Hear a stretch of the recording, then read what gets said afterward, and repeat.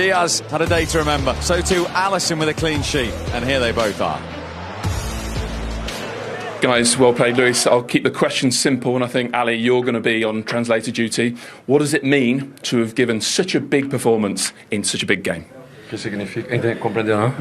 Más o menos. Poco. ¿Qué significa aí grande partido como eso, hacer resultado como eso, una partida como hiciste? Bueno, nada, muy feliz otra vez por marcar, que creo que es importante para ayudar al equipo. Lo más importante es que el equipo jugó bien, hizo un gran partido y bueno, se sacó un buen resultado que era lo que queríamos. Pero muy feliz por estar en este buen momento. Siempre me trabajo para eso y bueno, ahora toca pensar en lo que se viene, que es lo más importante. Ali, I hope you've got a good memory. He's very happy to score goals to help the team. The most important thing is that the team is doing so well, winning games, winning this important game, and he's looking forward for the rest. And he said again, he's so happy for performing so well. He wants to keep that rhythm and help the team all the time. The header was really brave, and the second goal was a lovely finish. Your favourite of the two? O cabezazo ahí en el segundo tiempo fue. Pero él dice el segundo o el segundo es de cabezazo. No, el primero fue cabeza. El primero. El segundo fue el que rematé abajo. Sí, el segundo es una fuerza tú ahí de cabeza o cabezazo. Bueno, nada, como te dije ahorita.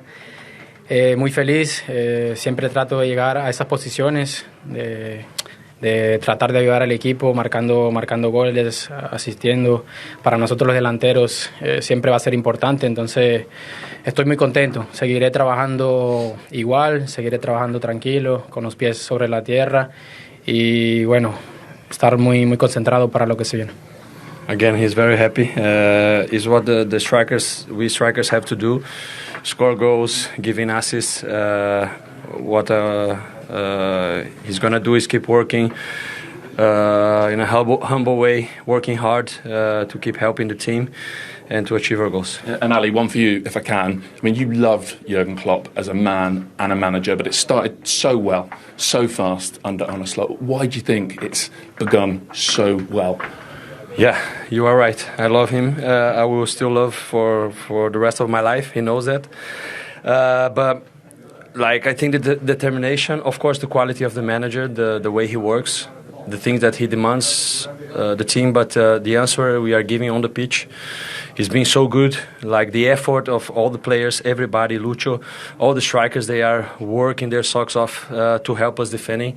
It's the third clean sheet in a row, and that's not only because we are saving that the goals at the back, but because they are working so hard. The team is working so hard, and that's our main focus now. And this is the mentality that the manager wants us to have. So that's really important. We have to go that the manager wants to speak now. Okay, well, let's do this quickly then. Player of the match, Luis Diaz. Yeah, man. Del partido, hombre del partido otra vez. Normal para ti, ¿no? No, normal no. Feliz. Gracias, manito. Well done, guys. Well done. Thank you. Well done. Yes, all smiles from the Liverpool dressing room and more reaction to come, and you can understand why. And we were at Ipswich on the opening day for Match Day Live. We both covered the game against Brentford last week, and we both said, well, this will be interesting today. Could you have envisaged that going that well for Liverpool? No, I mean, it's been perfect, hasn't it, right the way from the start of the season. OK, it's only 3 games, but we looked at the results there, 2-0, 2-0, 3-0, not conceding anything, not conceding hardly any chances. Alisson's made 1 or 2 saves there today. But when you come to Old Trafford, you expect your goalkeeper to have to put in a really good performance. He's only had 1 or 2 saves. They've looked very efficient, very effective. And their attacking players are still scoring goals. When you try to change it slightly to be a little bit more structured and a little bit safer, then sometimes you can lose that edge up front, but they look as rampant as they've always done.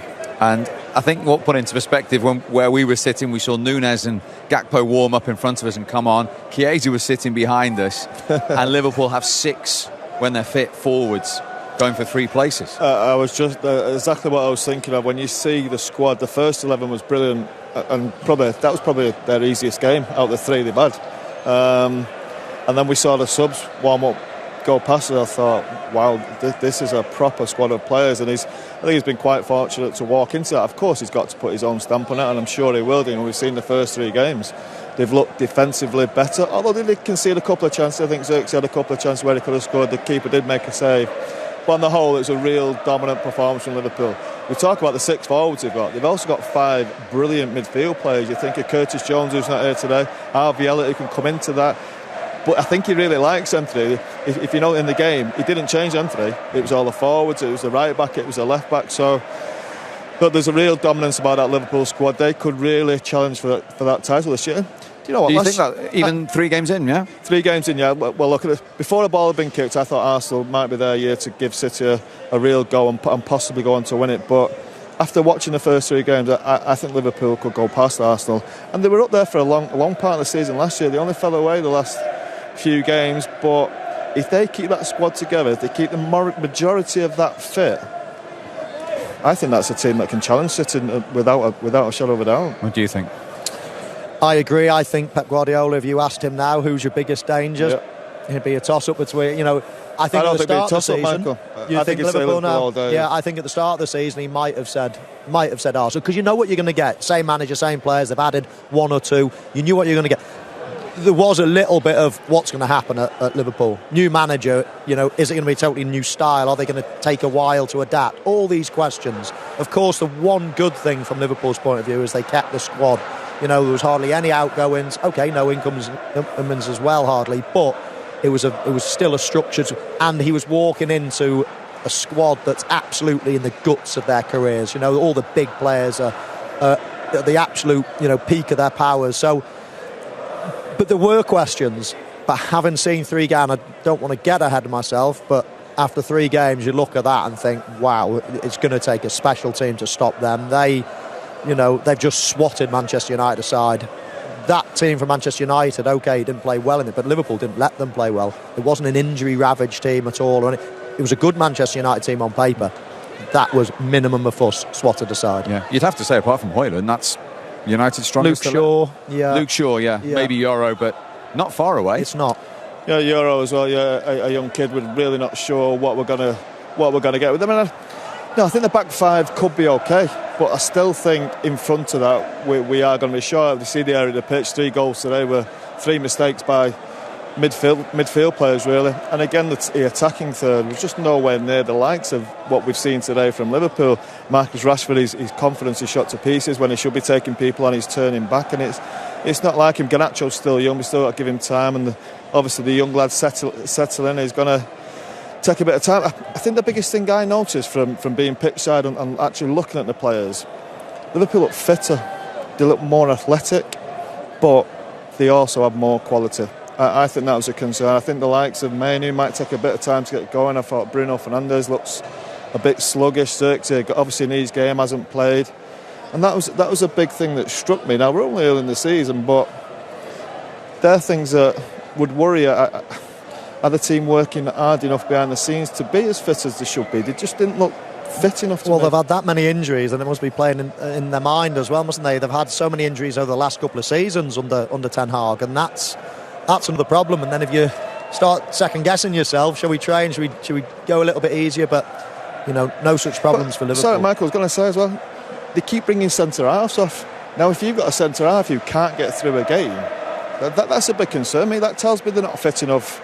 Straight from the off. You only bring centre back 4 should always stay together, really. You might bring the odd right back off here and there if you're resting people, but 2 centre halves should be there for the full game. And it's been the first 3 games now. They've changed centre backs. How can a centre back not be fit enough? I know, and I wouldn't mind, but that was a problem position. There's so many, you mentioned before the game, Steve, how many different partnerships they've had. So you'd think there'd be one area that they'd want to keep quite stable. And let's get it right. Centre halves, you look at all the stats, all the numbers, they do less running than anybody on the pitch, bar the goalkeeper. So it's not like it's a huge. Well, that's what I'm saying. They should be there for 90 minutes. I'm sure they can. I don't know why he just keeps chopping and changing it. I mean, you can have your excuse of the Euros, can't you? Say it takes a little bit of time to get going. Of course it is, but Liverpool have players there as well. Other teams have got players there. You don't see them struggling. Well, as I said to Michael right at the start, that's 3 games now. He's just made that one alteration, Kwanzaa and Konate, and he's had a real settled look about it, hasn't he? Yeah, and I do like that. Obviously, the games will start coming thick and fast, so it'll be really interesting to see how he uses his squad. However, at the moment, it looks like he's just, we're Maybe because he's new as well to the team. Maybe he just wants to get that consistency, so all of a sudden he can get his points across even better than he normally would. But it's very consistent so far. Keep praising Arne Slot, Michael, because he's joining us live. You came in at the right time there. There we go. The Liverpool supporters still inside the ground. You can hear them singing the name of their new manager. Very well done. How pleasing was that all round for you today? Yeah, very pleasing. I think we saw all the things you want to see. There were difficult moments in the game for us. We started, I think United were very aggressive in the start. We came through that. Then we had a goal disallowed. We came through that, so we were mentally really strong today. And with the ball, I think we saw an excellent performance as well. Did you expect it to be that control today? You really had control of the game? Yeah, you hope for it, of course. Expect is not the right word. I think I said before the game to the players that there will be difficult moments today, and then you have to fight yourself through. So till now with Ipswich and Brentford, we only had the positives, and then that you work hard, okay, that I can understand. But I want to see how it is if it's tough. And there were tough moments today, and I think we constantly saw how aggressive we were, how much we ran without the ball, and deserved to win, I think.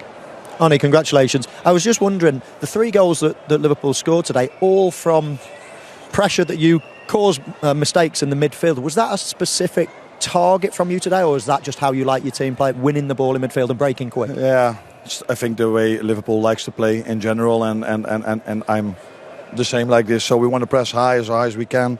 We know with the type of players we have, because they can run very good, but if they arrive in a duel, they're really strong. So the 3 midfields we have with Maka, with Dom and with Ryan, they can run and they can arrive in a duel, and they kept running. So we won the ball back a few times, but I think the first goal we scored, which was disallowed, which came not from a pressing situation. My football heart would have loved that goal to count. Unfortunately, it didn't. Yeah, Arne, congratulations again. I think your first 11 are very strong, but also we were just sat 2 rows back and we see the subs walk past, warming up, and think, that is such a strong squad. That's going to be a tough part of your job this year, to try and keep all them players happy. Yeah, I think it's impossible to keep a player happy if he's not playing. But they now go to the international team, play 2 games, come back. I think in 21 days we play 7 games. Yeah. So the schedule is crazy, so you need these amount of players. The good thing for us is that they're all fit, so that's why you see them as well. Yeah. But yeah, it's always. I also saw some players in the dressing room. They were happy, but in a different way than the ones that played, of course. Yeah. And apart from the goals and the wins, 3 consecutive clean sheets yet to concede. And you said about that foundation to go and play. How pleasing is that? Pleasing, although in the second half we needed Alisson 2 times, which is normal if you play United away. That you sometimes need your goalkeeper, but in an ideal situation.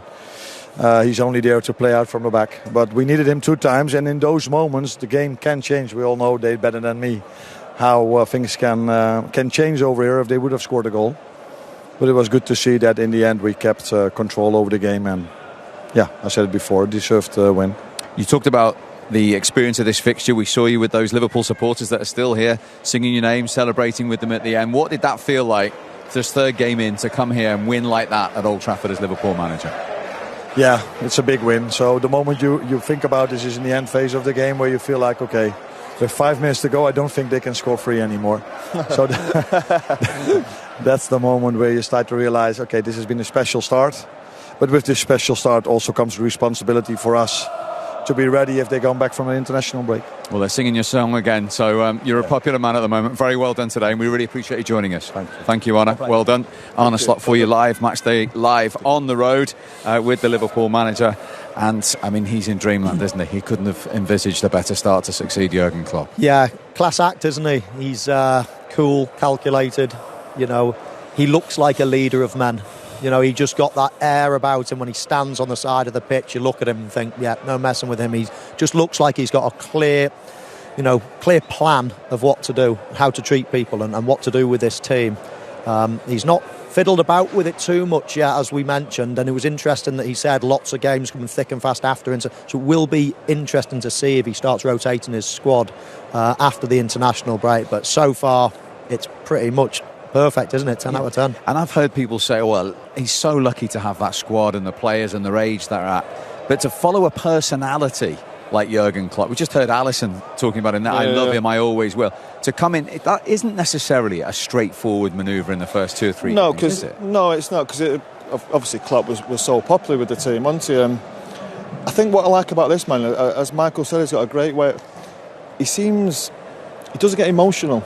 He doesn't get tied up in the game. You see him, he's not running down the line, celebrating. He's nice and relaxed about that. He seems stern at times as well, which you have to be. Because we saw how many times when Trent gave the ball away a couple of times, he's going mad. So there's obviously that sternness that's needed. As Michael said, he looks a real leader and man, and he's going to have to be. Obviously that's why they've employed him, because of what he's done in Holland.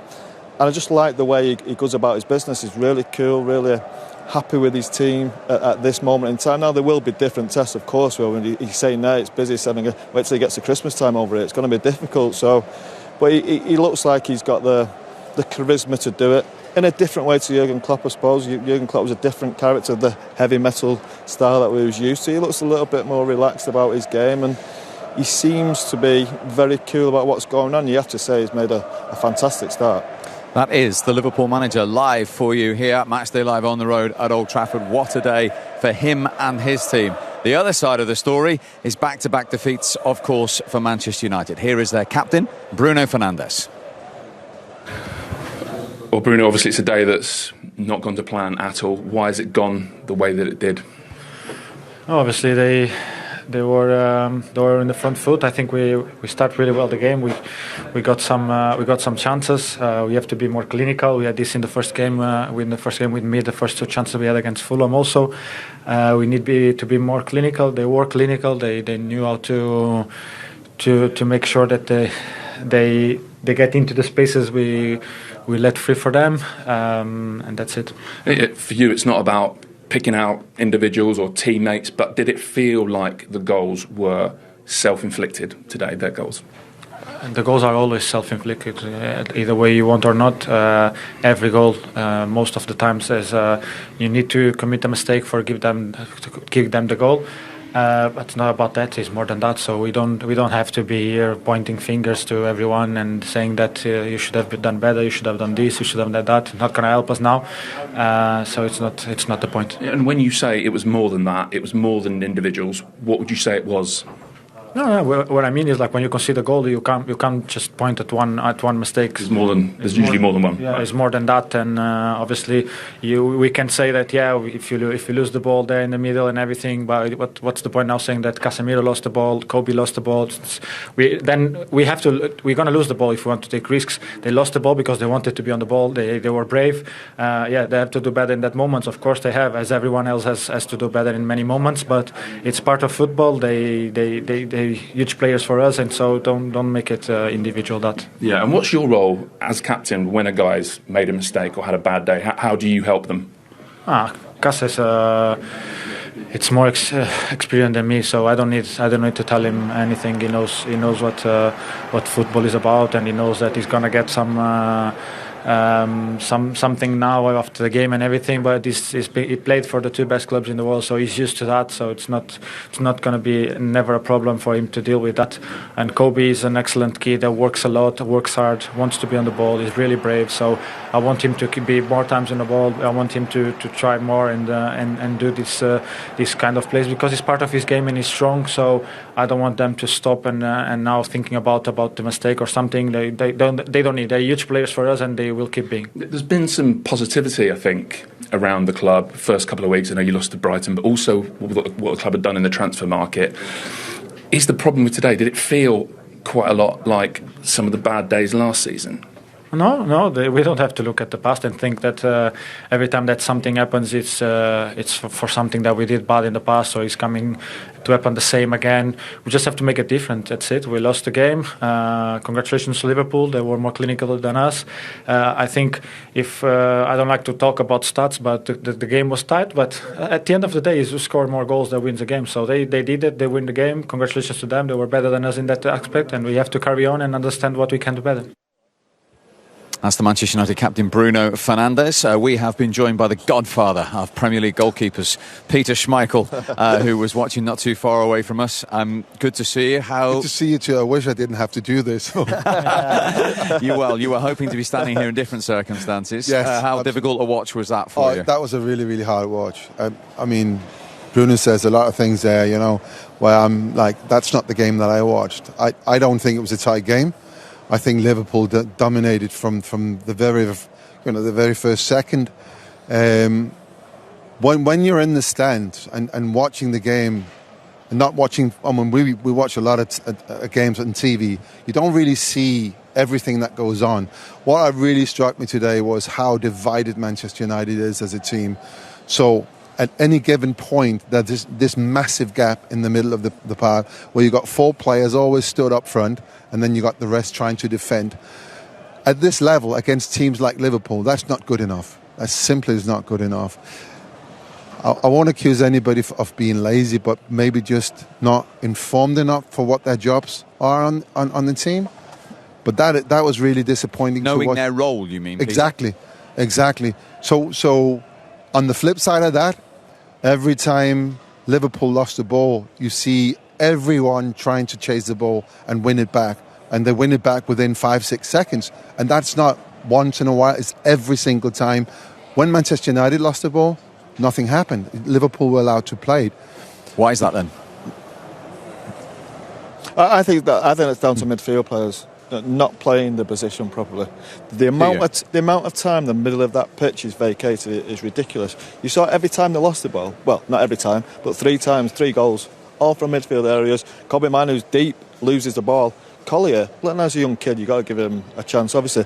But he's almost playing as a number 10. And there's 3 or 4 Liverpool players in front of him, all of a sudden just rampaging on to the back 4. So is that ill discipline then in that role? Of course it is, yeah. And in a big game like this, you need to have discipline. You have to have at least 2 people in the middle of the pitch to play the position properly. Don't even think about getting forward. You think about staying there, controlling the game. Don't let them go through us. Don't let them attack onto our defence, because they are brilliant. The 3 midfielders are brilliant. The 3 forwards that they've got are sensational. So you can't handle that. You have to play with discipline. Now I think our back 4, back 5 will be okay eventually, but what's in front of it needs sorting out quickly. Yeah. I'll take it one step further up. When you look at Salah, Diaz, Jota, they work so hard. I mean, every single time they don't have the ball, they come back and work so hard. I didn't see that from our front 3 today. I didn't. At times, Bruno realised no one's working hard to get the ball back, so he was coming back. He was playing more like a striker today with Serki up there. That was the idea, that he should be up there. He wasn't supposed to run all the way down and stand in front of the back 4. He always does that though, Peter. He's so ill-disciplined in his game. Anyway, you could come to left back, get the ball, go to right back. Please just play your position. I've said it so many times.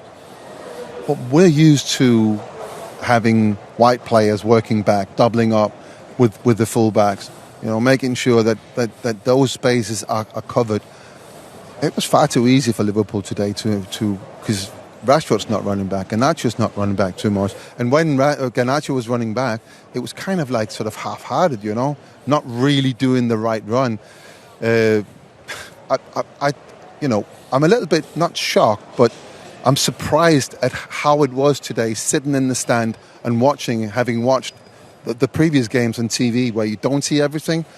You can point to look at little things that when you don't see on TV and see. You realise why things are happening, because what you just spotted there. For instance, Rashford not tracking back or Garnacho not tracking back, and then that space that Liverpool was so good at today at exploiting appears. And fair dues to Liverpool, they played really well today. They took full advantage of what was given to them. But we conceded 3 goals on 3 identical mistakes. Midfield players trying to run the first one was a pass, a really, really bad pass.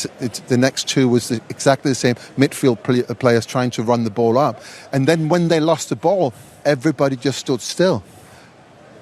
If that happened with Liverpool today, everybody would react and straight away come back and help the team. And that is what I think that Ten Hag really needs to improve his team on. I think that comes down to discipline though, because once you lose the ball, everybody's out of position.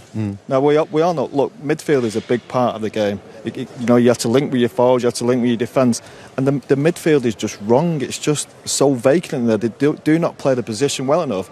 So if the midfield's not working, everything else can't work. You can't bring attackers into the game. Both attackers are so wide, and that's why. You know what disappoints me a little bit? Not so much Casemiro giving the ball away, but his experience. You know, bring these for 5 minutes. Bring Rashford in next to me. Sometimes you've got three or four players against 2 midfield players. Bring them in. Get Garnacho in for 5 minutes. Bring Rashford in for 5 minutes. Just settle the game down. Try and work your way into the game, and then all of a sudden you might get a bit of control. Then you can bring your forwards into play. Marcus, go on, get back out. Get back out wide. We're in control. Everything's okay in here now.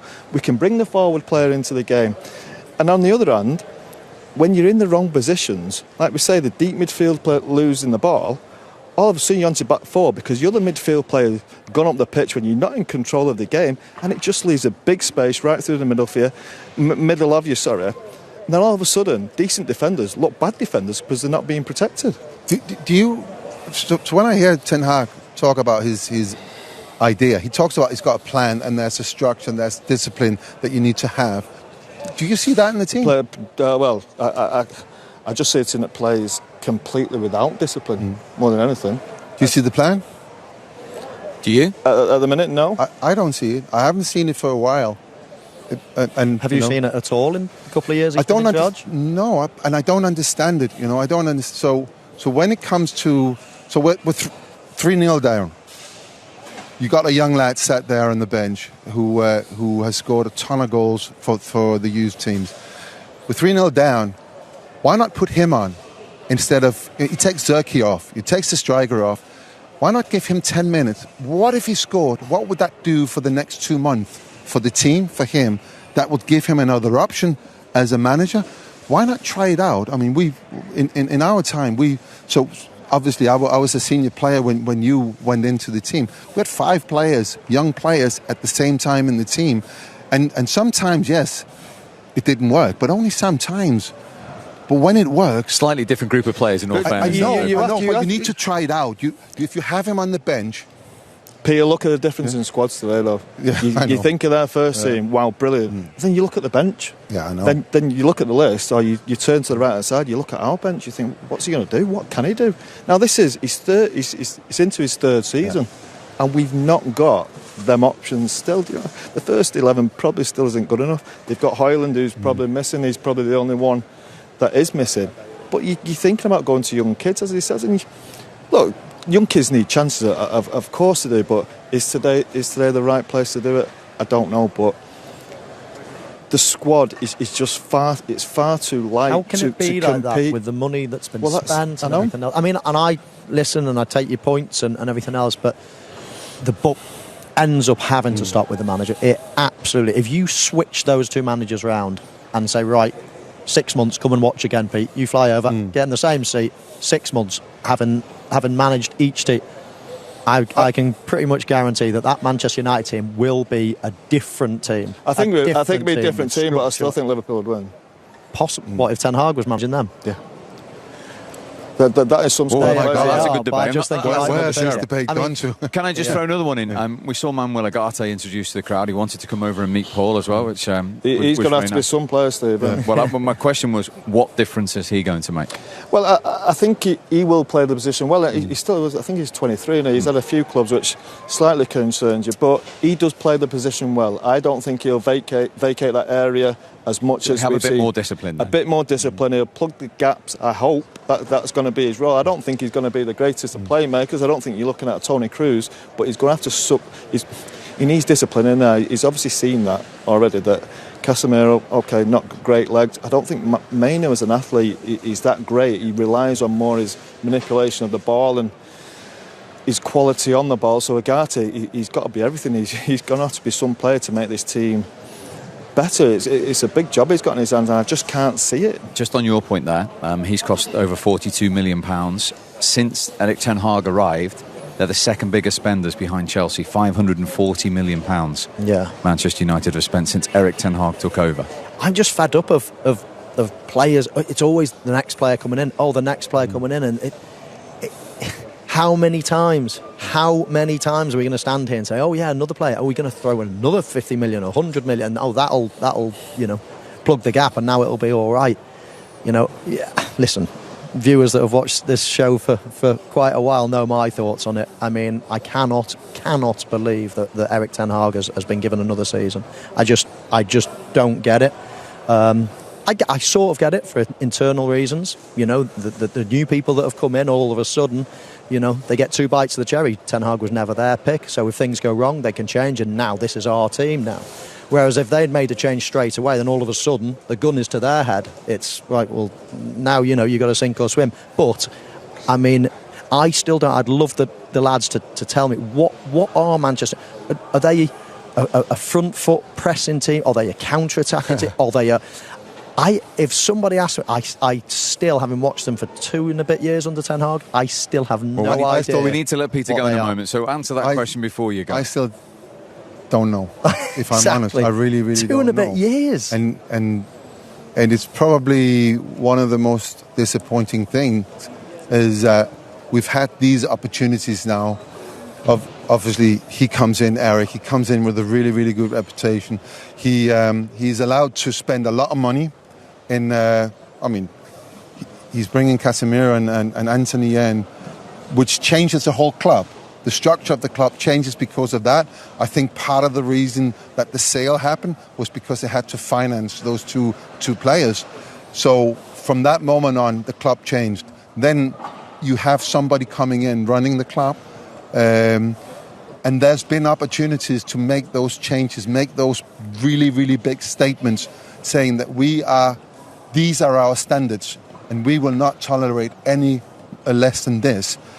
When we lost 4-1 to Crystal Palace here, that was, for me, that was a moment where they could have made that big change. What about 4-0 away at Crystal Palace or whatever the score was? Yeah, but this was like the fourth game? It was at Selhurst Park, yeah. That was towards the end of last season. Towards the so there's 4 more games, including the FA Cup final. That was at Selhurst. That was so when that game was lost, that was the opportunity where they could have said, "This, we won't tolerate this." That would have made everybody who's in here today, everybody who loves Man United, understand that now it's a different Manchester United. The standards, the requirements of being here, being part of this, is different. All the players would have known that. And you could have put anyone in charge of the last couple of games, but it would have given them time to get somebody else in and start all over again. That was an opportunity. They haven't taken that. They've supported the manager. They've given him money. Now, we've played 3 games. We've lost 2. I don't see the difference. And this is what, I could nearly cry because of that. Because I want this team to do really, really well. They've not only done that, but they've also then gone and got rid of half the back rooms. They've now got 2 new assistant managers. All the medical team have all gone. So it's not only right. Yes, you can continue, but they've now backed him even more and got all his own men around him. So I just think they've backed themselves into a right hole now. It's worrying. I just banging on for years and years and years. It just doesn't seem to be getting any better, and I think the buck stops at the top, I'm afraid. I've sat with Sir Alex today. It's really sad. I mean, what he did for this football club, and what everything that we enjoyed. Yeah. 3 of us. Well, you were there as well, by the 4 of us. Everything that we enjoyed, the great times, everything. And to sit with him and he's watching this, that for me is really, really sad. It is that that he's watching that, because he did something really extraordinary with his football club, and all of that is not there anymore. Okay, Peter, thank you very much indeed for your emotional words. The immediate future, of course, is Manchester United after the international break, trying to bounce back after those 2 defeats in the opening 3 games. Now, before we let you go, we want to go back to 1998, because it's not very often you 2 are together, is it? We did show it to Michael at the top of the show. No. Oh, it's not about me then. This is cruel. This is me trying to kick you, mate. Watch this for a tackle. I've never seen that, by the way. You can see it now. Oh, what are you doing? I slipped, and you landed on me. I came off worse. Look, see me holding my stomach. Yellow card, Peter. Oh, you got a yellow card for that, didn't you? Slip. Oh, how do you split? Peter, you could have done it, man. You could have the elbow right in his I'm not like that. Well, he is. He says he's not like that. You slipped. That's brilliant. Do you know what? Oh, you got a great. That was a yellow card. At this point, you've already scored. Yeah. Then you got that yellow card, and then 5 minutes later, Here, right here. Actually, exactly, right here. exactly where we are here. Yeah, it's not my finest moment. You got another one. You don't want to see that tackle either. No. Peter, do you? Anyway, can we let Peter go now? No. The great news is, you're great friends. That's the good news. We've moved on. Yeah. Good to see you. Thank you very much indeed. Right, more Manchester United reaction on the way. Well, Erik, obviously it's a really disappointing day. How and why do you think you were beaten today, and by such a convincing scoreline as well? We make mistakes, and they were very clinical in finishing, and they did very well. Did you actually feel like you'd made quite a good start to the game, and then it seemed to become really open, and it felt like Liverpool attackers were running at your defenders time and again? No, I don't think so. If I see all the chances we conceded, I don't think that's what happened. I think we make mistakes. All the 3 goals are mistakes from us, individual errors. Maybe about the last one you can debate where is our double six, but all the others, I think Liverpool did brilliant. How they took over the turnover and how they finished was so good, but they didn't. And I saw the XG that wasn't that high. So your opinion of the game would be 3 goals from mistakes, sure, but the general play of the game was quite even. Is that your view of it? No, it's don't argue this. It's clear. Deserve in Liverpool, and we have to be humble. We have to take this and then improve our game. It was no surprise that Casemiro came off at half-time. Was it almost a kindness to him to take him off after such a difficult first half, or are you just thinking, no, this is what the team needs? The last one, that is what the team needed. You know, when you are 2-0 down against Liverpool, they are so good in. You have to take more risk. It will be more open. And so that is my assessment. It's logical when you are losing the game against Liverpool. You have to take more risk. And I have to give a compliment to the team. They kept fighting. They kept sticking together. But the ground, what you have to cover is bigger. And then you bring a player as Toby Collier, and he has big, great legs. He can cover the ground. How did Casemiro take the news at half-time? For a player of that status to be taken off at half-time, it's quite a big thing. Did he accept the decision okay? It's you know the game. He knows the game, and he will go on. We will go on. It's a great player, and we will continue in the season to improve the team, but also improve the players. Do you think he can come again? I mean, it's maybe not a nice question to ask, but physically at 32, is there still more to give, do you think? He improved. He showed so often that he's a great character. And we all have seen great moments from him. Be decisive for us in the midfield, and he will show it again. I'm sure he will bounce back. Is the worry with today, I don't know if you'd agree with this, that it felt a lot like last season? It was obviously a difficult league campaign last season, but similar in terms of you conceded 3 goals and you conceded a lot of chances on your goal. Did it feel like last season?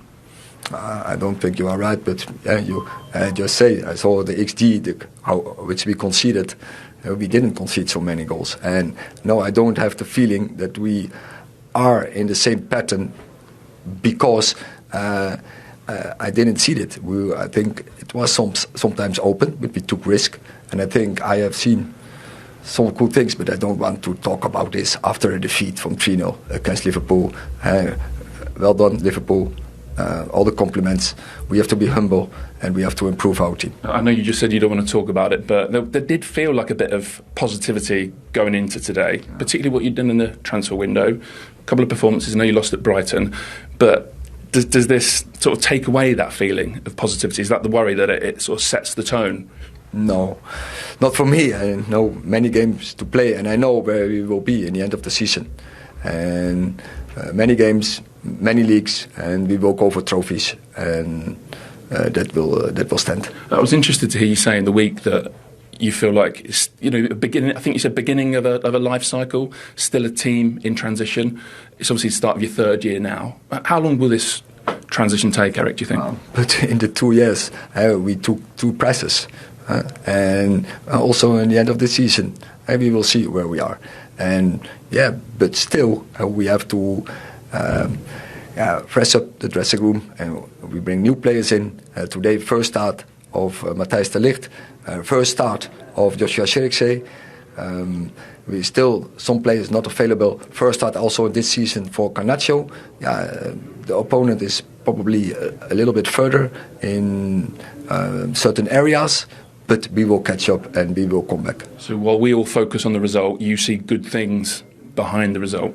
I don't want to talk about but today about good things. It's clear we lost 3-0. We have to take this, and now we have to stand up, head up, and bounce back. Thank you. You're welcome.